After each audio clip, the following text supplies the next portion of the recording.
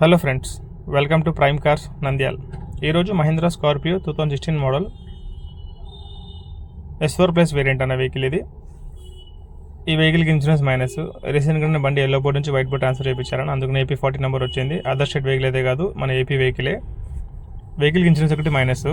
Tyre condition కూడా బాగుందన్న. Front 80% దాకా ఉన్నాయి, బ్యాక్ వచ్చేసి 60% దాకా టైర్స్ ఉంటాయన్న.